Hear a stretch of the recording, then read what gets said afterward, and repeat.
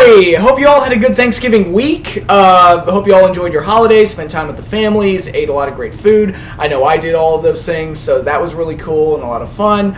I apologize for the delay on this video. I originally intended to get it out there on Wednesday, but news broke of a certain podcast that kind of set the internet wrestling community on fire, to say the least. So when that happened, I was like, you know what, I gotta put off making this video and just find a time to do it and kind of get everything all out there at once. But there's a lot to go through in this video, namely, obviously the fallout of Survivor Series and how that show ended, the big Colt Cabana podcast that came out this week. I also want to talk a little bit about TNA, NXT, and Lucha Underground. I've got some opinions on that as well. So there's a lot to get through in this video, and it's been a week in the making that I have to get through all this stuff. But let's start with Survivor Series. I won't review the whole show because it's been a week, and you know, I'm so behind on so many things. I need to catch up on like Walking Dead, Arrow, Flash, and so many other goddamn things. So I'm behind on everything. So it's nice to get caught up on my videos. But Survivor Series. I'm not going to review the full show, but basically what I will say, it was kind of a nothing pay-per-view that was saved by an awesome ending, and I think we can all agree on that to some extent, that the appearance of the man called Sting to swing the tide in favor of Team Cena and help them win was a great ending to the show. And I really liked how they did a lot of the things in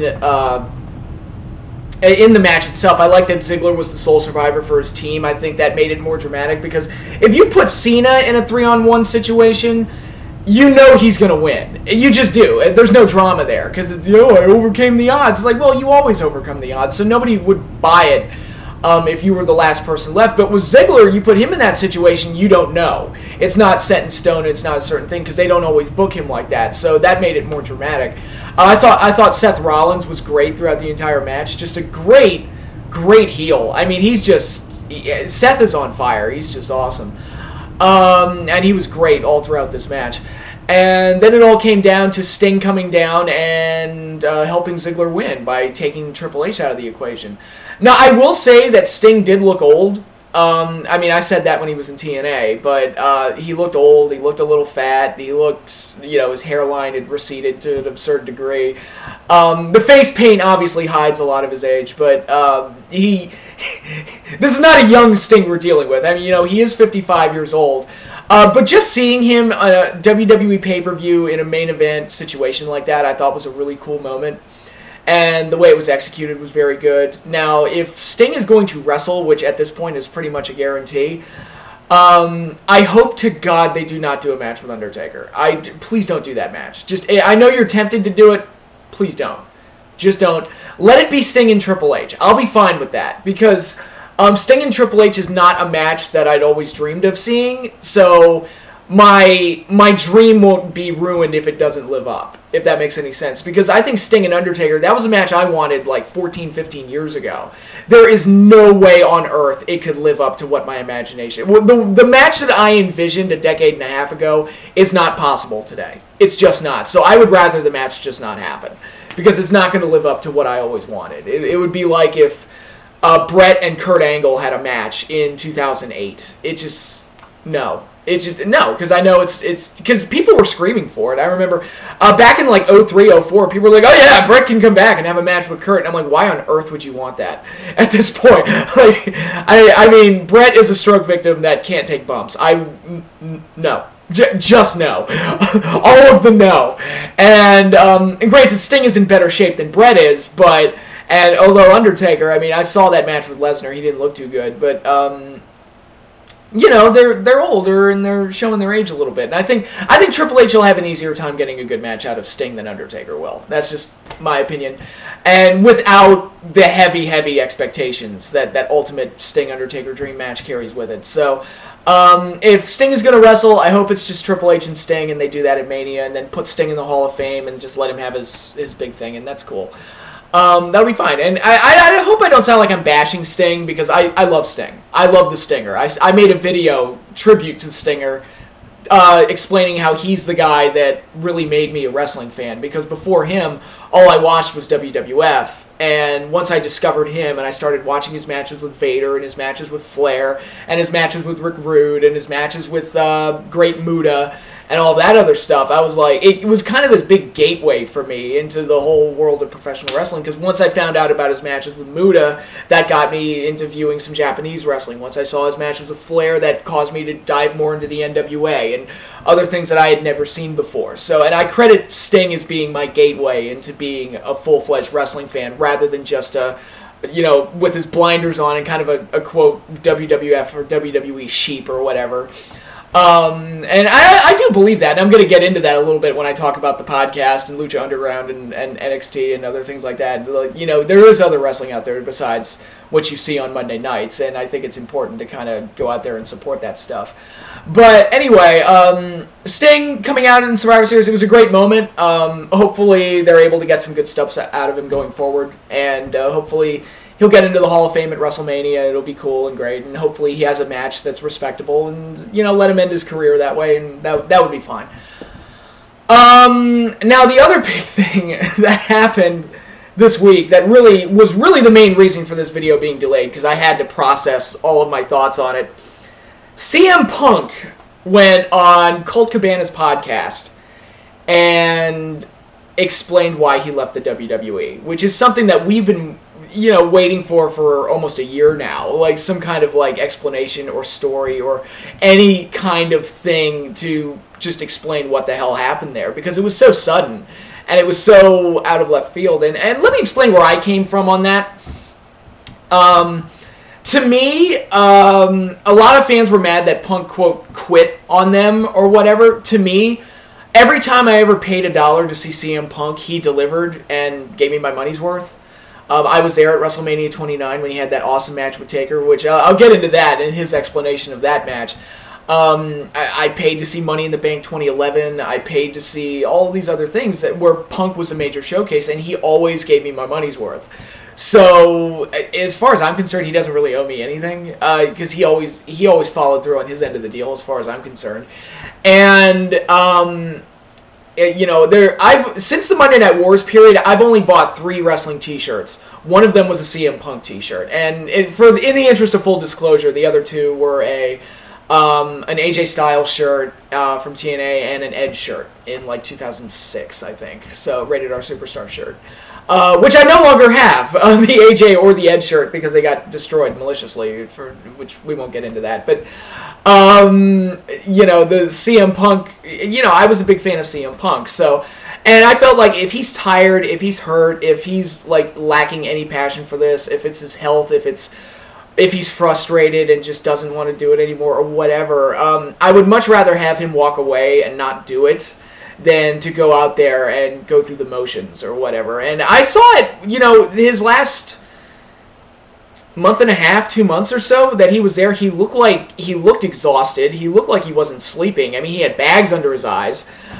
He looked like a mess. I mean, it didn't necessarily reflect in his work, or in the quality of his work.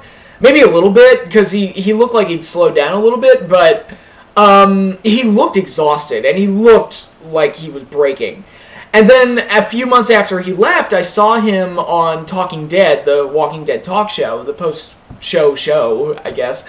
And he looked refreshed, he looked happy, he looked rejuvenated, and I was like, good for him. Good for him, because I'd rather, to get your life in order and to make sure that you're healthy and happy, that should be your number one priority. And going out there and living the vigorous life that is professional wrestling and doing it until you break. I think when you see cases like Chris Benoit and, other cases, not as bad as that, nothing was as bad as that, but you see cases where guys just break and they crack or they die early or something like that. I'd much rather have Punk in that situation where he leaves, and then gets his life in order and gets healthy and happy, than to have him just keep going out there and just break himself and, just push himself to the edge of insanity or whatever. So him walking out, I mean, I missed him, but at the same time, it's like, look, if he's not feeling it or if he's just, you know, if he doesn't have the passion anymore, then I'd much rather have him walk away than be there and forcing it every night. So that was kind of my take on him walking out. And I felt like he did, like I said, I felt like he didn't owe me anything because I paid my money and he held up his end of the bargain every time I did. So, you know, no harm, no foul. And I was just kind of like, I hope he's happy and healthy. That's all I can say. I really didn't worry too much about it. And like, if he comes back, hopefully he comes back with his, you know, everything together and he's healthy and happy and everything and he's able to put 100% into it. But I operated under the assumption that he wasn't come back because even though we didn't hear anything and we didn't know any of the particulars of the story, I got the feeling that whatever it was, it must have been really, really bad. Like, it must have, and I've heard, like, brief things like Paul Heyman said, it's like, oh yeah, he was miserable for the last year he was there. It was just every day. It was like him trying to talk himself into doing it. And, you know, so I figured that whatever it was that caused him to quit and walk out, it must have been a really bad situation, and it must have ended on really, really bad terms. So to get an explanation from CM Punk, and the explanation he gave was jaw-dropping and eye-opening. It was, because I'm assuming he's telling the truth, because at this point, what does he have to gain from lying? I'm sure that he, like, from his point of view, I'm sure every word that came out of his mouth was true, because he already got his royalty checks. He talked about that in the podcast. He got everything he wanted and then some. So what does he have to gain by continuing to bash the WWE? He's doing the podcast for free. He's not, you know, he could have gone and done a shoot interview and got paid for it, and I'm sure somebody would have thrown money at him to do it, but that didn't happen. And he just decided to do it on his buddy's podcast, which ultimately crashed the website because of the traffic that went to it. And it's a 2-hour thing, the whole show, and it's I did not get bored for 1 second the entire time. I was like, wow, this is some eye-opening shit right here. The way the WWE is portrayed in his stories and the way he talks about his experiences there, it is just downright. And you know, as an outsider looking in, this is all stuff that I suspected and I've talked about in my videos, at least to some degree, especially Vince McMahon being out of touch, and I'll elaborate on that in a little bit, but stuff like that. He said so many things in there that I have been saying just as an outsider looking in. I'm like, look, they're not doing this. Like, I'll give you an example. When he talked about how they don't have a future plan for anybody. They just book this shit on the fly. He talked about that, and I'm like, yeah, I've been saying that for a long time, because people have always told me, it's like, oh, Vince books from WrestleMania to WrestleMania, and I'm like, that's bullshit, and there's no way he does. You know how I know that? I watched the fucking show, and I can tell he's not doing that. You mean to tell me in 2000, when was WrestleMania 26? Okay, WrestleMania 26 was 2010. You mean to tell me in 2009 he knew it was going to be Sheamus and Triple H at WrestleMania 26? Bullshit. Bullshit. And I don't think he knew as soon as, like, the Royal Rumble that it was going to be Triple H and Sheamus at WrestleMania, because that thing was just thrown together just to give Triple H something to do. And just stuff like that. And even I'm watching the show now. Bray Wyatt is trying to get Dean Ambrose as a cult follower. Okay, why did he let Luke Harper and Eric Rowan go? If he wants followers, why did he let them go? No explanation given. It's like, nope, I let them go. We filmed creepy vignettes that explain it, but not really. And that's what we're doing now. Okay, blah, blah. Big Show has turned heel for the 857th time. It's almost like somebody on the WE forums where I post regularly, somebody posted a picture of the Krusty doll from that Treehouse of Horror special, The Simpsons. The Krusty doll with the good and evil switch. I'm like, it makes me wonder, does Big Show have one of those? Just a good evil switch? Because he, like, I swear to God, he's had more turns than he's had years in his career. And I'm not even counting his WCW tenure, which even then he was like a pinball just going back and forth. But in the WWE, it's just like it's like almost, it's constant. He's always switching, and it gets to be laughable at some point. And actually, if they wanted to be consistent with their writing, I mean, they had established on TV heading into the pay-per-view that Ryback was not Team Cena, he was not Team Authority, and he didn't really give a shit about any of them. He just did what was best for Ryback. And to me, wouldn't it have made more sense to have him be the guy that would assess the situation, look at it, and go, Team Cena's fucked, so I'm going to knock Cena out and knock him out of the match. I mean, they established that as part of Ryback's character, that he cares more about himself than the team. And you know, they spent 2 weeks worth of Raw building Ryback up as the guy that was like the key member to get on your Survivor Series team, which really didn't make any sense because he'd been a jobber for about a year.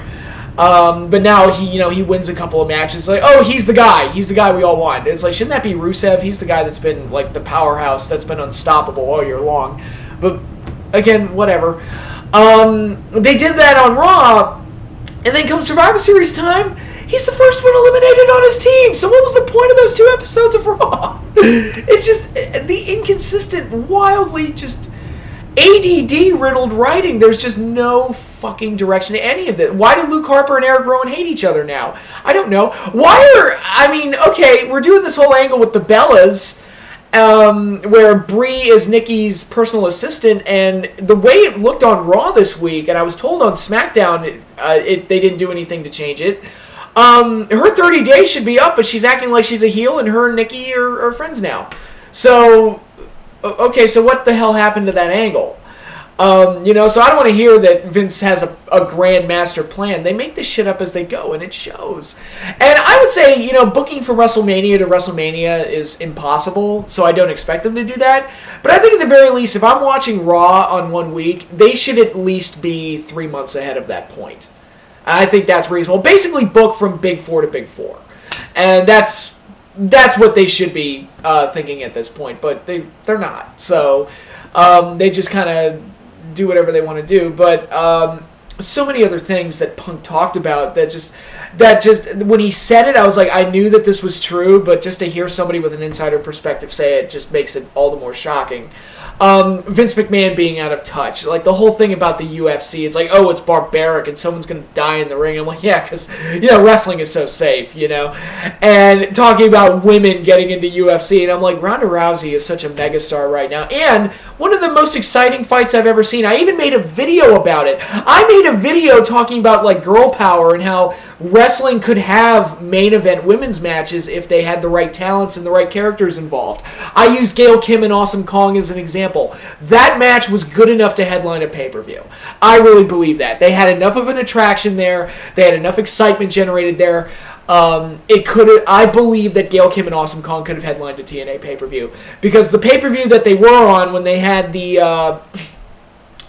Falls Count Anywhere match, I think it was, that match easily blew everything else on that card out of the water.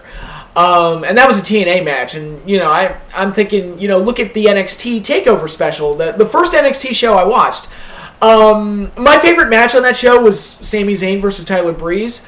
Number 2 was Charlotte and Natalya. That match was amazing, and, on a different card, on a different night, that could have been a main event, it's... when you create a believable situation, you have characters that people are invested in. It doesn't matter if they're man or woman. If you have an attraction, you can promote it as such, and people will get invested in it. And if they show interest and they show that level of investment, they won't care if it's men or women in the main event, and it'll draw. Again, Ronda Rousey, she's proof of that in the UFC.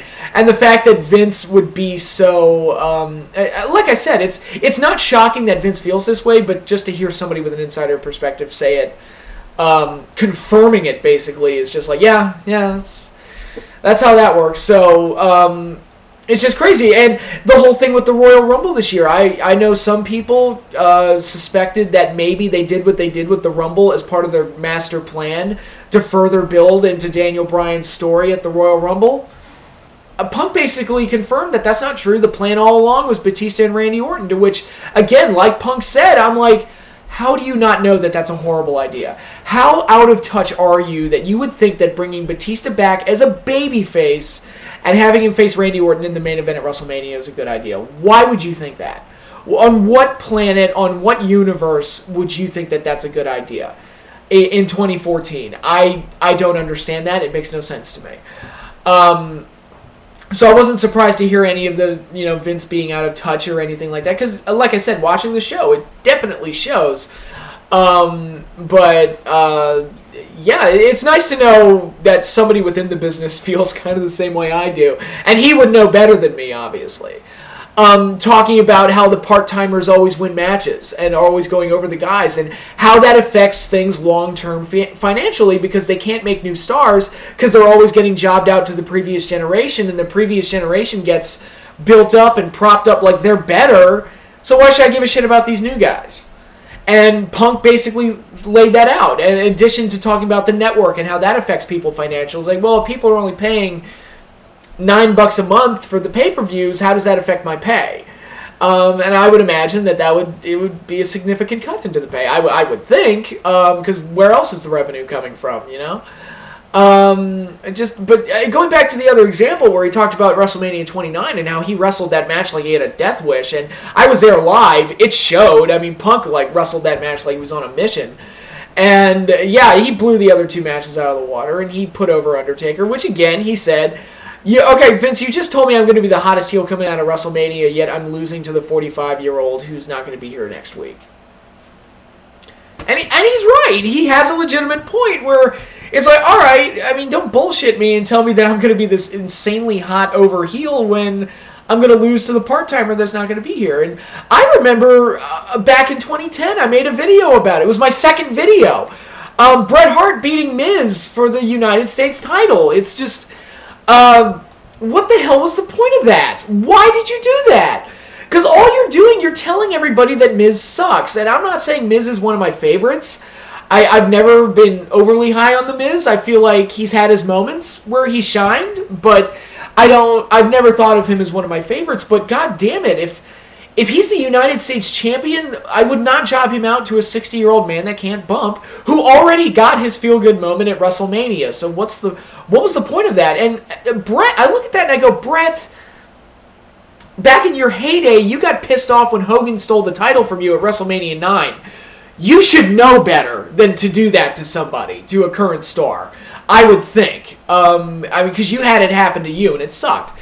And I don't remember Bret Hart doing jobs to Pedro Morales, but here we are in 2010, which is when this happened. 2010, Bret Hart's winning the U.S. title from The Miz. Okay, it devalues the U.S. title because Bret can't drop it because he can't take bumps. It makes Miz look like shit because he can't get over on a 60-year-old man that can't take bumps. It was just a mess. He also talked Punk. He also talked about Curtis Axel and that whole debacle with Triple H, and oh boy did he ream into Triple H. It was just, it's like, okay, again, I'm not a big fan of Curtis Axel, but you gave him this spot, you gave him this spotlight. Why was your first idea to have Triple H bitch him out and then kick his ass? I mean, who does that help?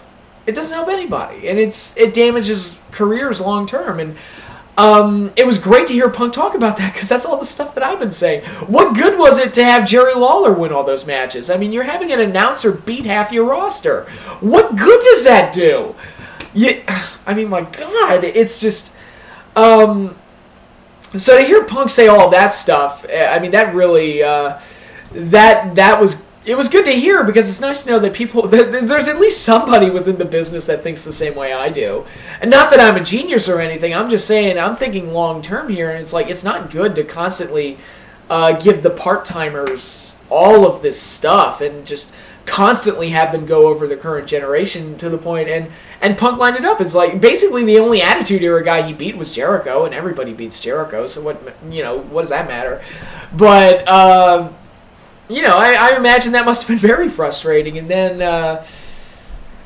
but the big thing that really caught my attention listening to this podcast, where I really sympathized with CM Punk and really was like, and this is the thing that's going to get WWE in trouble if this gets looked into. And, I've heard talk for years that there should be a union in wrestling, and there should be a better wellness policy, and the business should do more to take care of the guys and girls. To hear CM Punk's story about the shit that went on, where he's coming out of surgery and they book him in a TLC match against Ryback, who had already hurt him, who apparently is dangerous, which, I mean, I watched the video of him missing the table, so it's not like Punk is getting upset over stuff that didn't happen. I mean, I watched the tape. I saw it happen. Why would you do that to him? I mean, there's a difference between getting hurt out there in the arena and toughing it out, and, you know, because show must go on. And there's a difference between a guy coming out of surgery and you're telling him, yeah, you're going to be in a TLC match against a guy that's already hurt you. I mean, that is insane to expect of anybody. That is absolutely ridiculous, and it's unsafe. It's really unsafe. Nobody should be forced to go out there if they're not equipped to do so. Punk having to work with a concussion, that is ridiculous and ridiculously unsafe for both him and the guy he's working with. Him working with broken ribs after Ryback, you know, gave him a kick that broke his ribs. I mean, they've got to do a better job of taking care of their guys. And I understand that there's an old school mentality in wrestling where it's like, you know, you just tape it up and go out there, which the wrestlers should be allowed to assess themselves to some degree of whether or not they feel like they could go out there. And they definitely should not have booked a TLC match right after he came out of surgery without checking to see if he was all right or anything. That's not cool. And the timelines do match up, because I do remember Punk had taken a little bit of time off at that point for the surgery. And they booked that TLC match, and I'm like, what? That's a little quick coming out of surgery. I mean, I can't imagine that felt too good. But the big story was the whole thing with the staph infection, which, just to highlight what Punk's talking about, I'm going to use an example from my life. Back when I was in high school, I'm going to say this was about 12 or 13 years ago, maybe longer. I got a cyst in my lower back. And I had it for about a week. I didn't know what it was. It was not a staph infection, but it was a cyst. And the doctors, when I finally did go to the doctors, they said it was like an ingrown hair that had gotten infected or some weird, gross crap like that. And I could barely walk. The pain was it was unbelievable. I had a fever. I couldn't sleep, and that went on for about a week. And normally, because I'm kind of stubborn and I don't like going to see doctors, but not because I'm afraid of needles or anything, but because I'm a bit of a cheapskate. I don't like if I can tough it out and not have to, you know, pull out the insurance card and have to, you know, waste gas driving on over there or waste my time or whatever, you know, that's time well spent or whatever, which is a completely dumb mentality to have. But I went through that for about a week, and I was like, I can't. I got to go to the emergency room. I can't. And they told me what it was. They said it was a cyst, you know, ingrown hair, whatever, and they shot me up with morphine and cut it out of me. And that was painful. Even with the painkillers, cutting it out of me was really painful. So I know, and they showed me the stuff that they drained out of it, and I did not need to see that. It was nasty as hell. But I went through that for about a week. CM Punk wrestled with a staph infection for 3 months, and that was misdiagnosed by the WWE's doctor, who, after listening to this, to make another Simpsons reference, I'm picturing Dr. Nick Riviera. Like, just the most incompetent motherfucker on the planet. I'm like, how do you look at a staph infection and misdiagnose it? Wow. I mean, just fucking wow. And again, what does Punk have to gain by making this up? You know, I mean, he's already got everything he wanted. He's out, he got his royalty checks, and he's living life, and he's happy, and he's healthy, and he got everything that he wanted to do. So, you know, so I don't see any reason why he would make this up. And I remember towards the end there, right before he walked out, like the last couple of months, I looked at Punk on TV, and he looked like he wasn't sleeping. He looked like he was just drained, and he was just... And not so much that it reflected in his work, but he looked exhausted, and he just looked dead and tired. And, you know, obviously he's looked a lot better every time I've seen him since then. He sounded great on the podcast, even though he's understandably bitter. You know, and...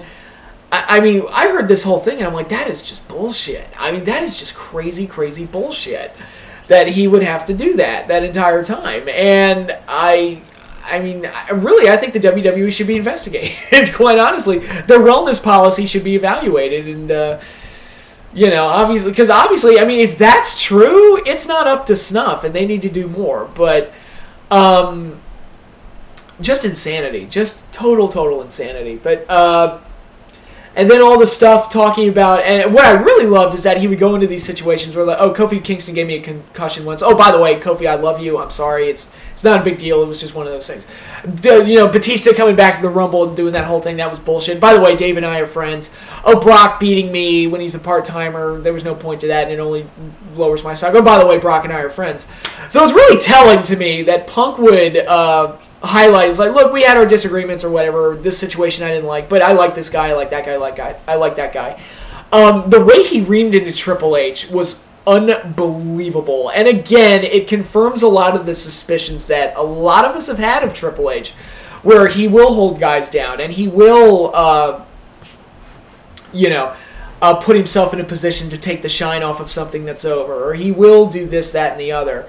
There was a point where I applauded in the podcast, and I would have loved to have been a fly in the room when Punk went into that office and told Vince and Triple H that he was leaving.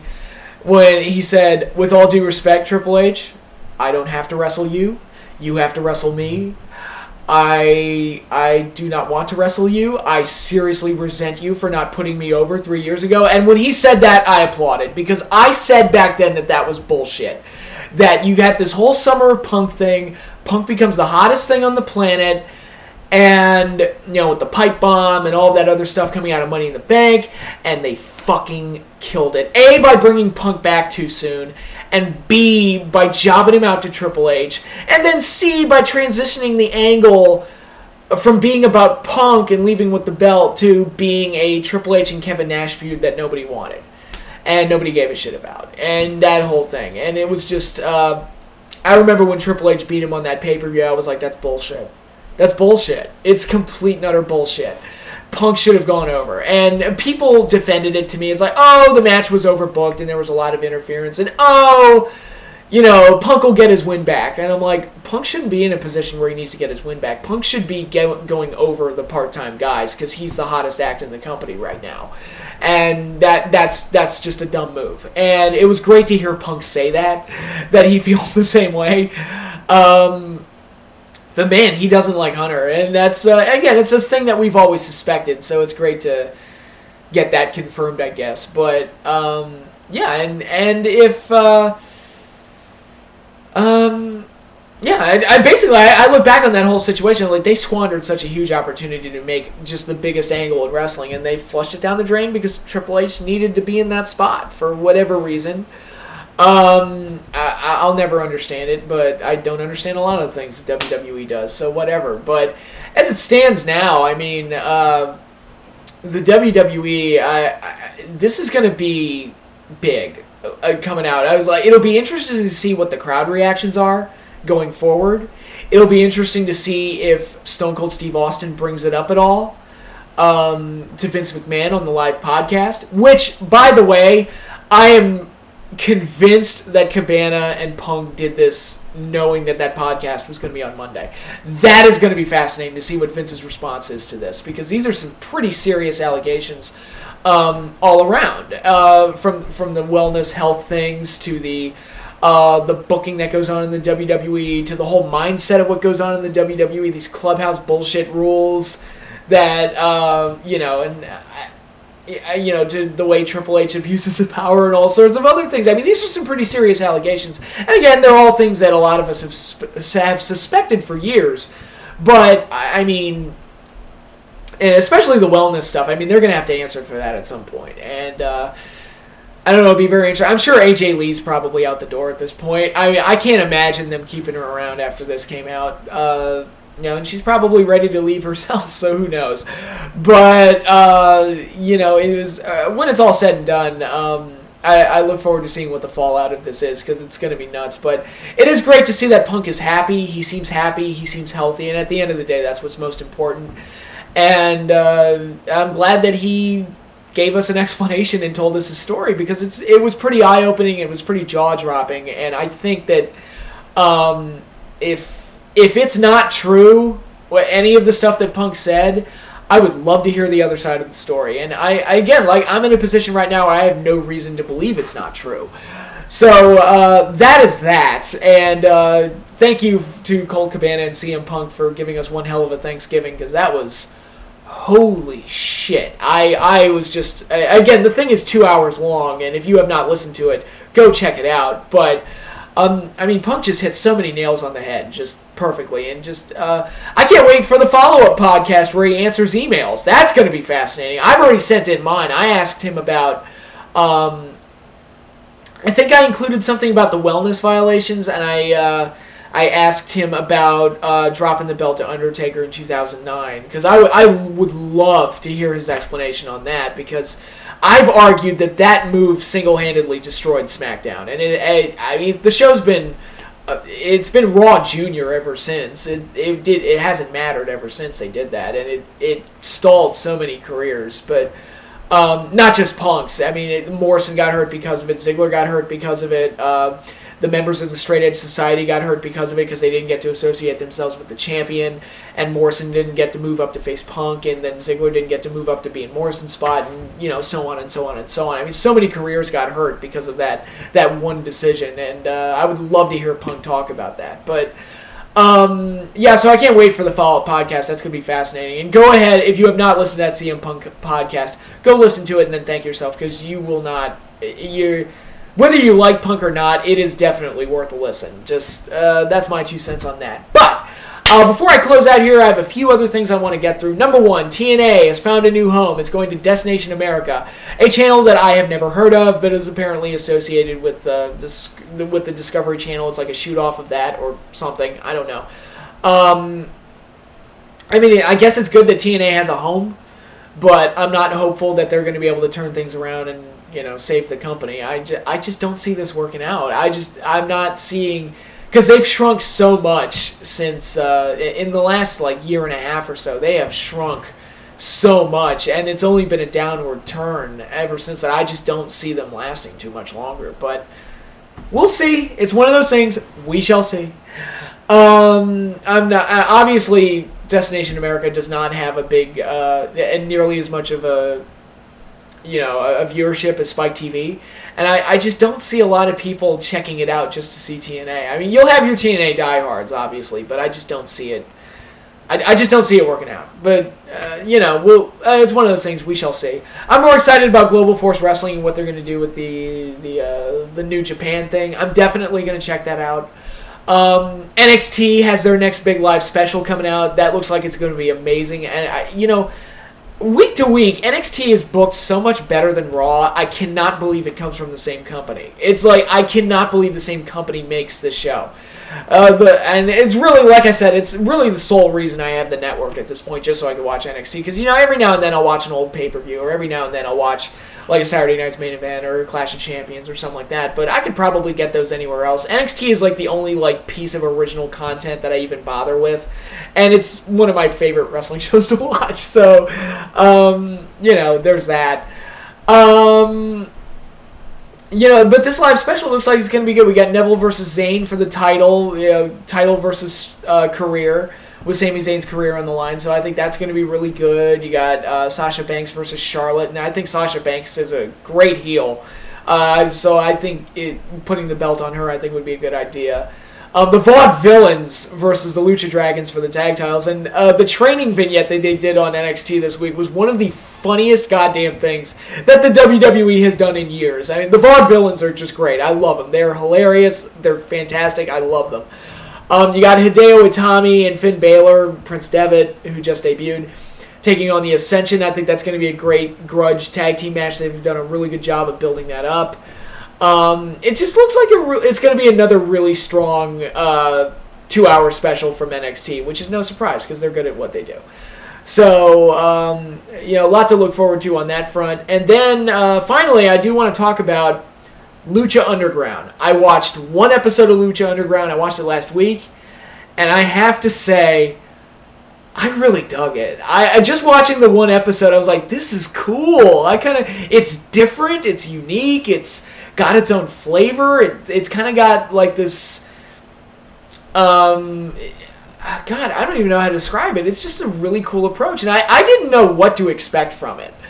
But when I watched it and I saw how it was shot and how it was presented and how it was produced, I was like, this is really cool.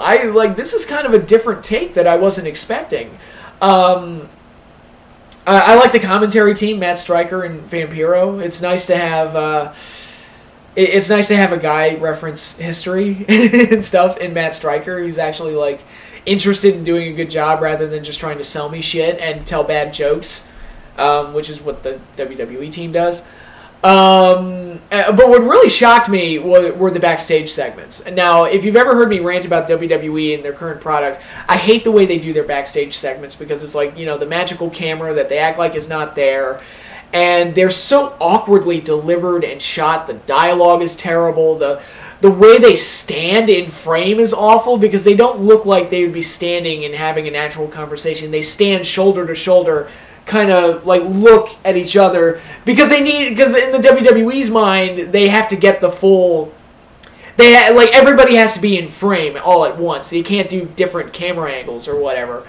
And my opinion on that was like they should really do more of a live sports event style shoot where it's there's an interviewer there or there's some reason for the camera to be there and just happens to catch the action as it happens, or it's a backstage promo so there has to be a camera there or something like that, and it should look like something that's naturally happening in real time. But Lucha Underground goes the complete opposite direction of what I'm talking about and goes into more like it's like something out of a movie or a TV show.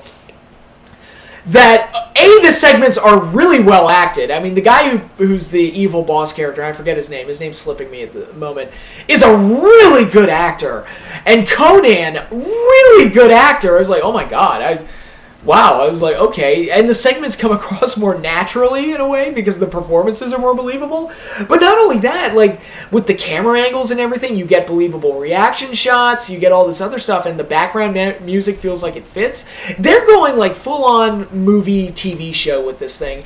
And they do it well, and it's shot well, and I like it, and it's like, it's going the complete opposite direction of what I was talking about, but in the best possible way, and it's unique, and it gives it its own flavor, and they do it well. So maybe the problem is that not so much that WWE isn't doing a live sporting event format, maybe the problem is that they just suck at doing it. I mean, maybe that's just the problem all along.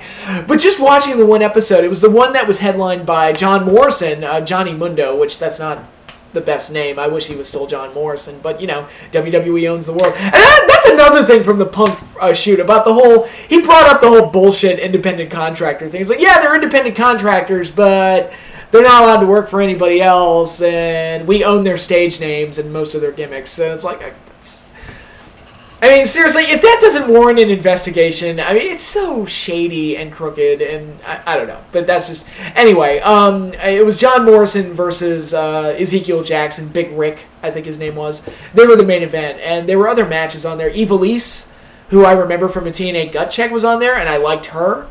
Drago seems really cool. I had never seen him before, and just seeing him was like, wow, that's a great mask and a really good outfit. I was like, wow, that's really cool. And the guy he was facing, King Cuerno or whatever, had a great vignette, and I was shocked that Drago beat him, but because it looked like they were really pushing the guy with the vignette and everything, but it was like a really cool vignette, and they do creepy characters really well because everybody seems to have like a motivation and a reason for being this really weird and over the top character. And I was like, man, I kind of dig this. And King Cuerno, he came out with the big deer head, but it didn't look cheesy like Mantar. It looked like, yeah, I skinned this deer and I'm wearing his skin.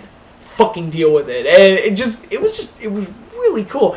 Pentagon Jr. was really good. Phoenix was really fun to watch. It was just fun matches in a really unique presentation style that I wasn't expecting. And by the time I was done watching, I was like, I need to go back and watch the other episodes just so I get a complete picture of what it's all about, because I really dug that. It was fun. It was just fun. And I don't know if they'll be able to keep going. I don't know if they'll be able to stay entertaining. I don't know. But for right now, they have my attention. And I just thought, if you have the El Rey Network or if you have some other way of checking out Lucha Underground, do so. Give it a chance and see if you like it. Because, with all the ranting I did on the WWE on this video, especially with the whole Punk thing, no wrestling fan should feel like they have to watch the WWE. There are other options out there. If you have the El Rey Network, you have Lucha Underground. Check it out. If you're interested at all in Global Force Wrestling, check out the New Japan thing. See if it works. See if you like it. JR is going to be doing commentary for it. That alone I think is really cool. I get to hear JR's voice again. Like I said, WWE, I mean, the main reason I have the network is just so I can watch NXT. I mean, and, then the pay-per-views are $9 now, which, okay, so I'm actually saving money in the long run, but at the same time, it's like, I should send the WWE that feedback. It's like, the main reason I have the network is so I can watch NXT, just so you know. That's a thing. But, man, it's just... there are other options out there. Hopefully Global Force takes off. You've got Lucha Underground. And maybe TNA, I don't know. Maybe, who knows, Destination America might turn into something good. And you've got indie wrestling. You've got PWG. You've got Ring of Honor. You've got all these other things.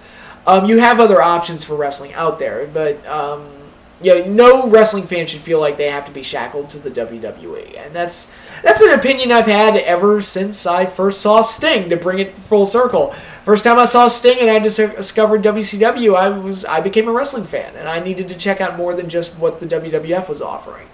So, I'm just letting you know, I'm giving you my recommendation. Check out Lucha Underground. I enjoyed it. And I'm still excited for the Global Force Wrestling thing. Hopefully, I'll give TNA a chance on Discover America. My hopes aren't high, but we'll see. But anyway, there should be other options out there. But yeah, that is all I have for now. Big week for wrestling, obviously. What with Sting, what with Punk, and what with all the other things I wanted to talk about. But got through it all okay. I might have a surprise for you all next week, or at least a couple updates on what I'm going to do for the remainder of 2014. But until then, we're heading into December. Hope you all are enjoying your holiday season. And I will be back next week with another video. But until then, peace out, everybody.